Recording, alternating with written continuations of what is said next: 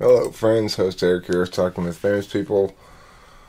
Coming to the end, I guess, of this kind of intense but short cold. I got a really bad cold a couple days ago, a couple nights ago, and it's been kicking my ass ever since. But I've been basically sleeping ever since, so here I am feeling kind of wakeful again and ready to make a video. I'll follow up to that last video, which elicited a couple of questions about conditionality and why it comprises the axiom, or what that means precisely. So, what I mean precisely about that is that all meaning is ultimately conditional. Whether it's ideas generated, whether it's truths collapsed, whether it's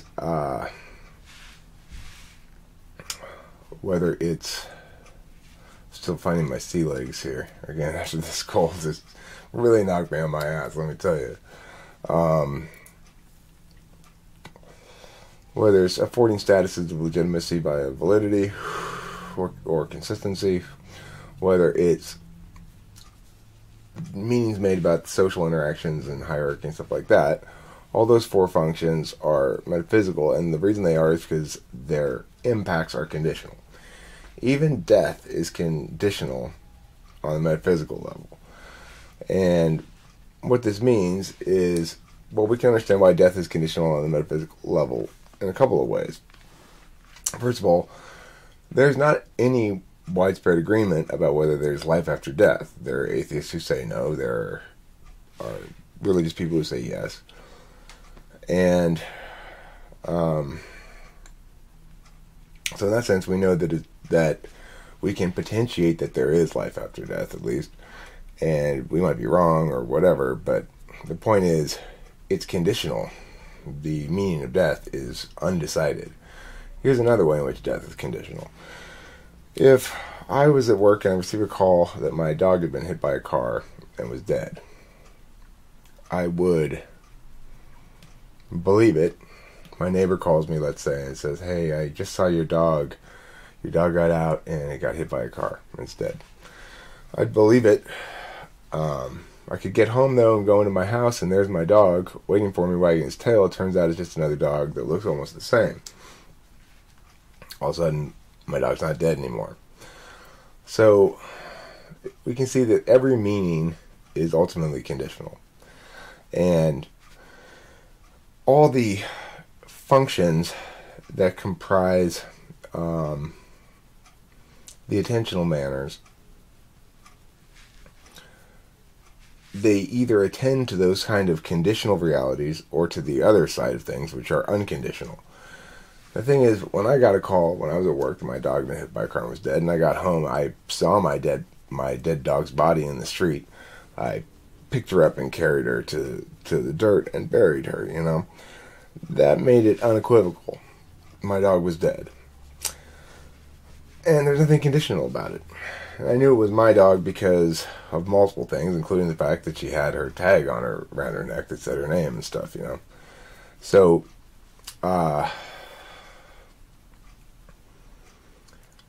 however, even though then the meaning became unequivocal to me, now, in theory, somebody could have had some elaborate scheme where they get an identical-looking dog, kill it, put it there in the street, put my dog's collar around its neck, take my dog, and then show up later and go, "Ha-ha, your dog's still alive." Again, just shows you how meanings are all conditional, but the experience is not. Now,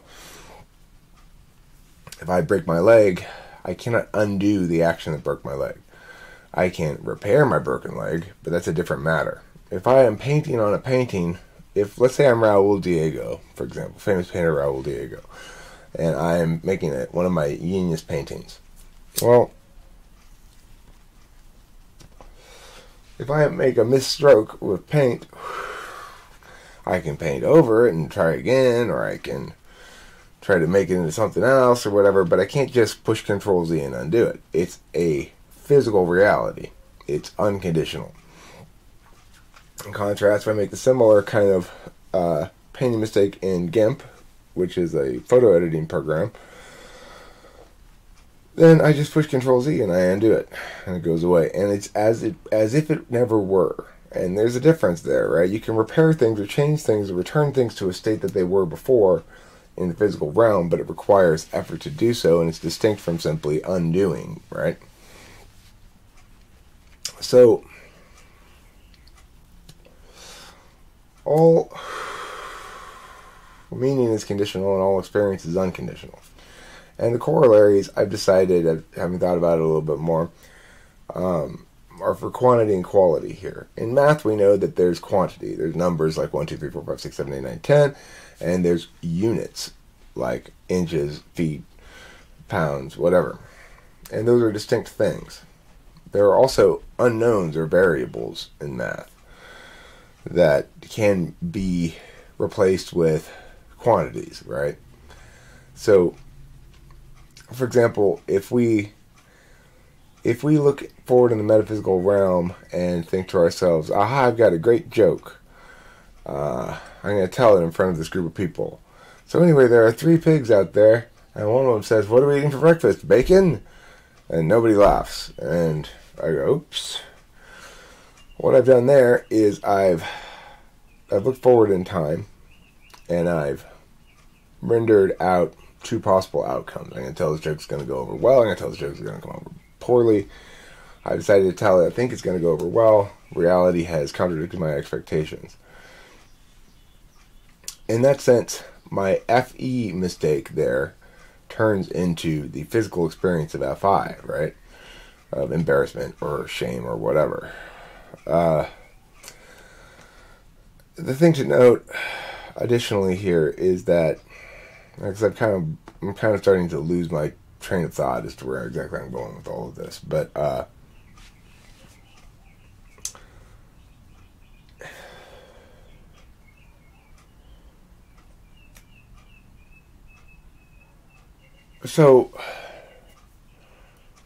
somebody else in the comments said something like, okay, well, let's just say somebody's got a bad memory, right?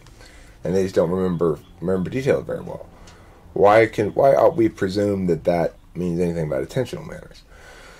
Well, my position is that there is a spectrum of relationships to memory that we can identify. People as falling somewhere along that slotted spectrum.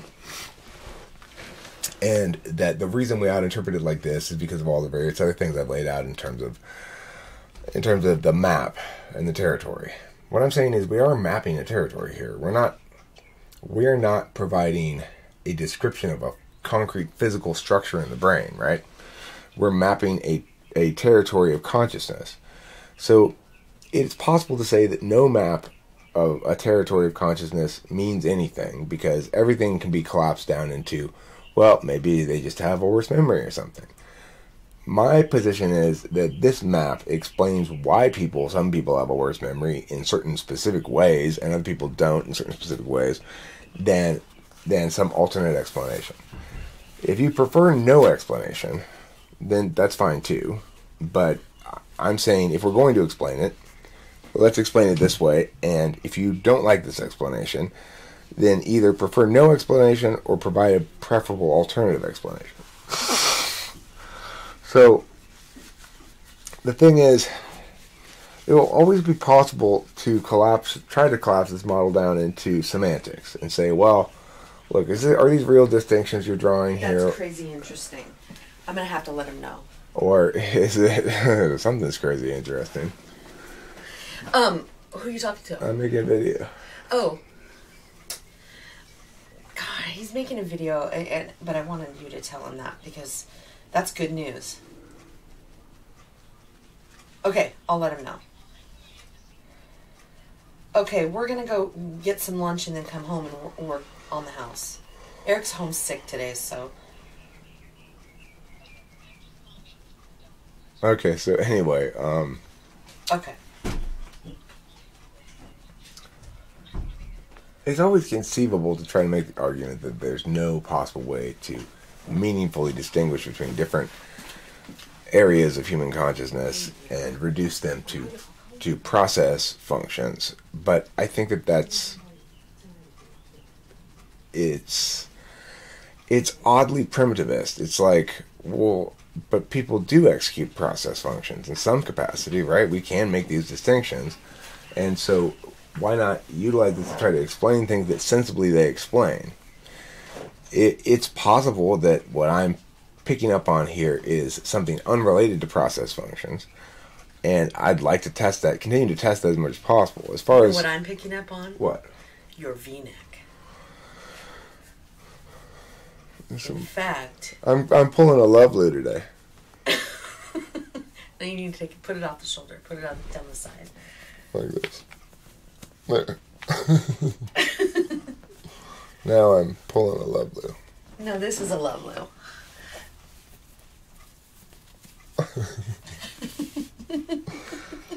I'm love Lou. No, you gotta be as sweet as she is. Oh. Because she pulls I off. just love you. ISFJs are just so wonderful. Okay, Things I hate about stand up ISFJs. and then go into the you have to look into it. Get your legs to go like this. You guys are just so wonderful, and I love you. Like that? Alright, so there, I got some of Bubba's audience to be satisfied as well. Okay, well, at that point, I guess I just wrap this video up. Kind of went off the rails a bit. Anyway, thanks for watching. We love you, love Lou. Don't forget to eat plenty of cheese.